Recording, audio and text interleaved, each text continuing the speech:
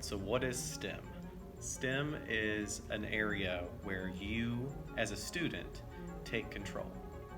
You set your own projects and you document yourself through those projects.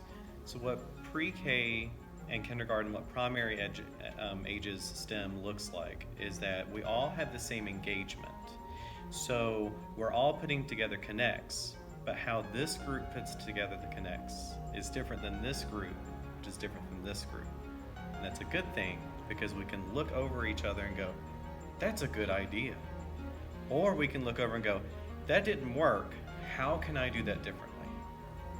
What I'm looking for as a facilitator is not only do you understand how to put together this structure, or how you're able to put together this robot, or how you're able to control it, but how are you getting there? Are you communicating with each other? Are you collaborating with each other? Those soft skills are what we are harnessing here for the young ones. So for our intermediate students, what this looks like now is that every different group has a different engagement. We have 4 different areas, so there's 4 different engagements going at one time, and then everybody rotates. What's beautiful about after the first engagement is that you have experts in the room. And so after that, me as a facilitator, I don't teach anymore. You go to the experts in the room and you collaborate with each other.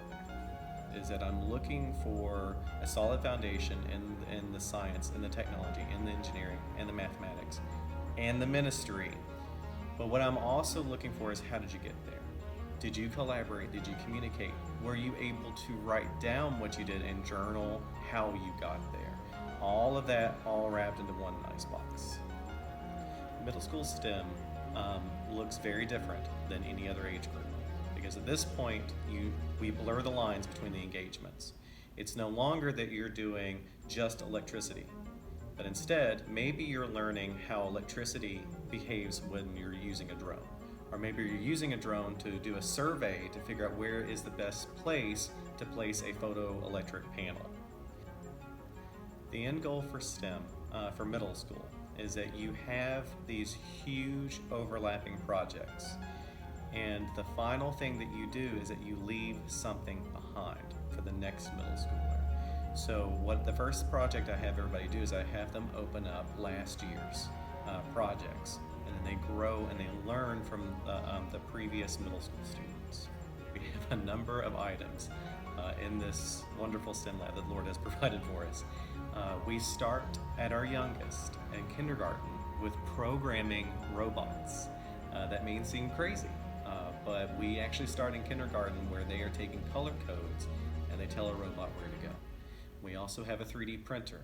Now 3D printing usually starts about the 5th grade because there's a lot of math that's involved in it, a lot of vector learning.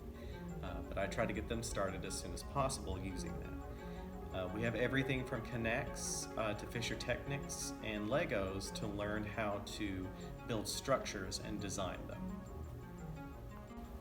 So just this past year, in my 5th grade students, we were about 3/4 of the way through the year. And I stood back one day and I noticed I never answered a question.